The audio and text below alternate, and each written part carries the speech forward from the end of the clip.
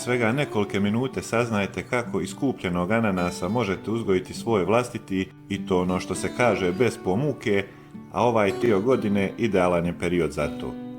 Uzet ćemo jednu posudu u kojoj ćemo usuti zemlju ili supstrat. Ako je zemlja u pitanju, dodat ćemo joj pijeska da je napravimo rastresitijom, da ne bi previše zadržavala vlagu i da ne bi došlo do truleži korijena i da bi se korijen lakše razvijao.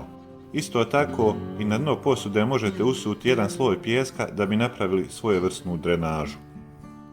Uzet ću ananas koji je kupljen u trgovini i laganim kružnim okretanjem ću odvojiti ovaj gornji zeleni dio kako to možete vidjeti u videu. Sad dolazi napomena.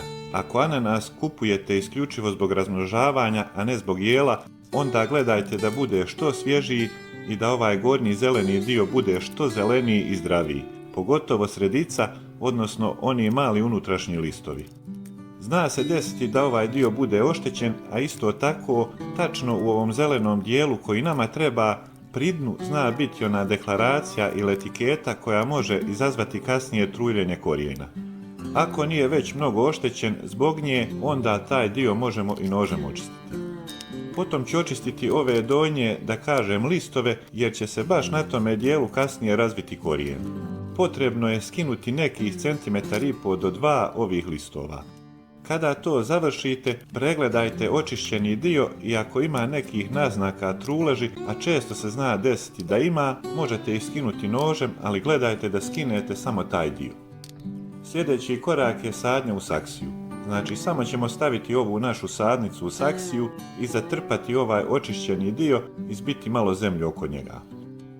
Naravno, poslije tog ćemo i zaliti.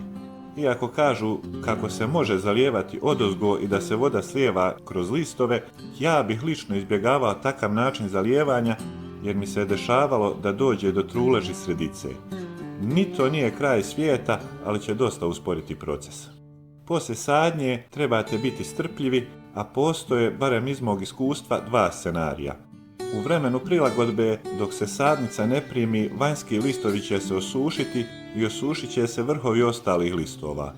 To ne treba da vas brine, u prvom slučaju, ukoliko pođe sve kako treba, sredina će početi rasti, listovi sredine će se početi razvijati, a vanjski će se vremenom sušiti i kad budu potpuno suhi, možete ih, pridržavajući biljku da je ne iščupate, ukloniti.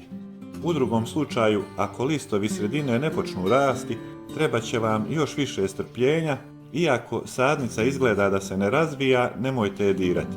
Vremenom će niknuti iz korijena nove sadnice, pustite ih da se razviju dovoljno da ih možete presaditi. Ananas ostavite na neko svjetlo mjesto tokom ljeta, ali ne da bude na direktnom suncu cijeli dan, a zimi naravno u toplu prostoriju i budite oprezni s vodom, posebno tokom zimskog perioda.